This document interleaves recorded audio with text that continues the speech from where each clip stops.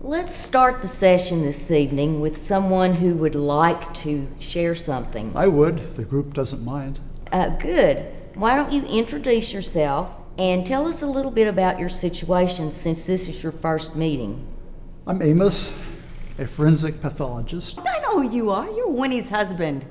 Winnie's husband? The kind, sweet Winnie we lost a few days ago to cancer? Oh, the one and only Dr. Amos. So nice of you to grace us with your presence. I know who you are. Oh, man, I remember. Winnie was here every week for us to support her because you were too busy to mess with her. You are in a wonderful position to work with the dead now, aren't you? Mm-hmm. Because, well, let's face it, your money couldn't buy time, could it? Yeah, if I recall, Winnie said that you were always busy and that you never called her, but you did text her throughout the day. But she just wanted to hear your voice. I bet you wish you would have made that phone call now. I listen to her voicemails daily. She rarely texted me, but she always entered her voicemails with, "Love you." How are you going to help us? We're here to support each other as our spouses are battling cancer. Help us, Andrew? You've got to be kidding me. You're such a typical malpractice attorney. Me. It's always what's in it for me. Where the hell is integrity? Ease up, Michael. Just last weekend, you were in Brazil at that photo shoot, snapping pictures of that male model and, how did you say it? His chiseled asset?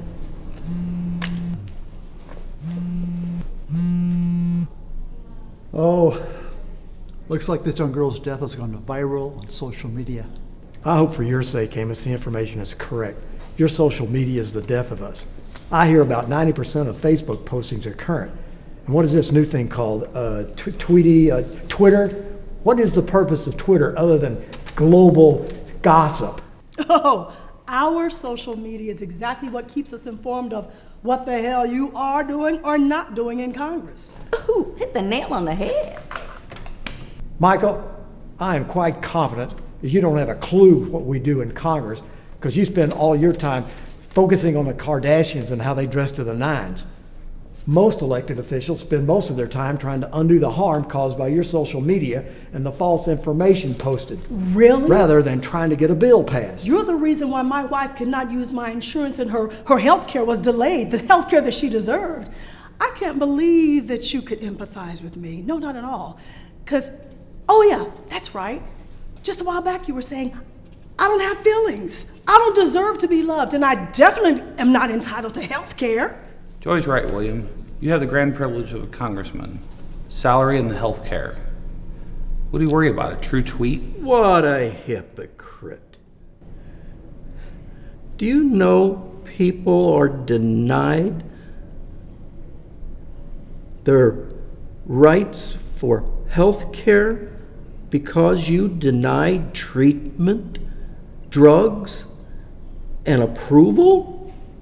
You got the big salary, being a CEO of a national healthcare corporation. Huh. You need to get off your high horse, buddy. Me, a hypocrite? You're the reason healthcare is so expensive. Every time I turn around, you're suing a physician, a hospital, or another pharmaceutical company. Always looking for the edge to make a case. Always looking to making somebody look negligent for a buck. How does it feel? But doctor, you can just take care of your wife. You sued all of them at least once. Would you listen to us? Arguing and pointing fingers? Judging? The virus isn't killing us. We are. We are killing each other like soldiers on a battlefield! You know, I had more support and less judgment from my war buddies in Baghdad than I have here tonight. We're here to help each other. not judge. Why do we have to make each other's lives so marginal? You're right, Billy. Who am I to call anyone a hypocrite? I've stepped on many people to get to the top of my mountain. And found it was a mere moment of surrealism. I'm now facing the wrath of my decisions, controlling others' destiny. So very sorry for that. My wife can't get the treatment she needs. Insurance won't cover it. My back's against the wall. And like one of Salvador Dali's melting clocks, I'm running out of time. As I look back over my political career, I'm not sure I accomplished my goal of working for the people. I fear I represented myself and not you. I sit here and contemplate, how does Congress expect our country to get along when we won't try to get along with each other? Instead, we bully and antagonize one another. Despite our differences, we need to move forward and do everything we can to benefit the American people. I'm sorry, Joy, for my selfish decisions and selling my soul for the popular vote. I accept your apology, William. And I know you're facing challenges with your wife's health. There's no way I expect you to understand my plight in life. But it's just a matter of you understanding my plight. It's hard for you to understand because you were born in that era way back in World War II. They had different views, they had different principles back then. All I want is equality. All I want is to be respected like any other human being. And honestly, I am tired of the Congress every 4 years telling me what to do with my uterus. You know, it's getting old, William. You have it, Joy. I will help you in any way I can during the short time I remain in office. I need to get off this merry-go-round.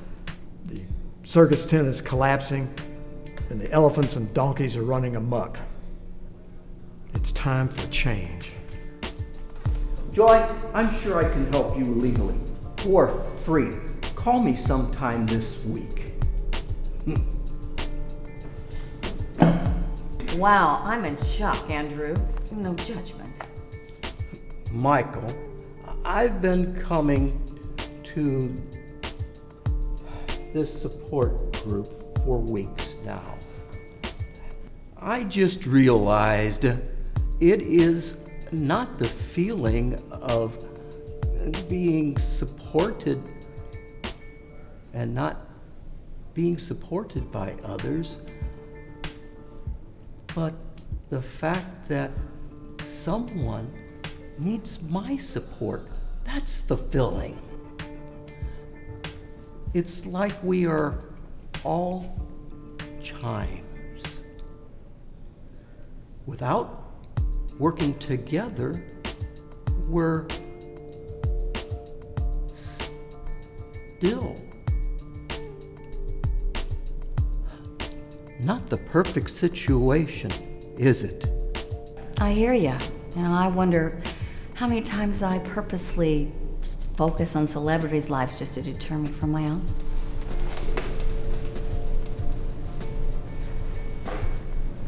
You're only doing what society wants, Michael.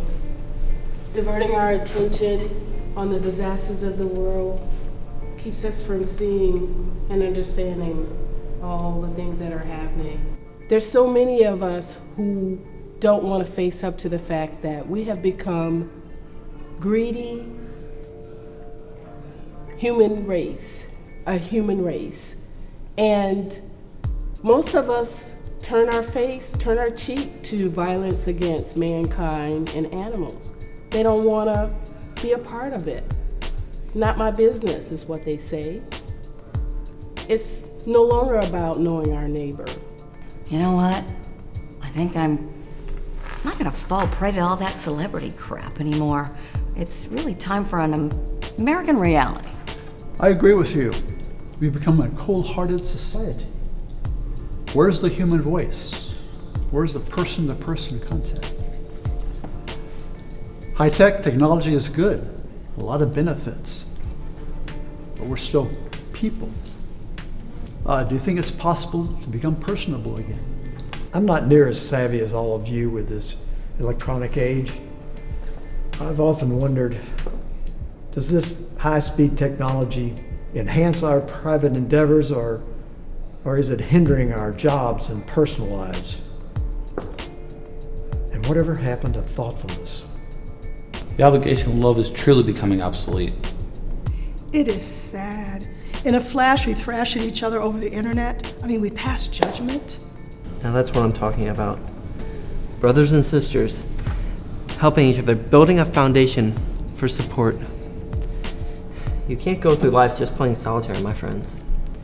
And when we get to our final hour, as we get ready to cross over to the other side, the question from above is not going to be, how did you judge? But how did you love? How did we love? How did we love and care for each other?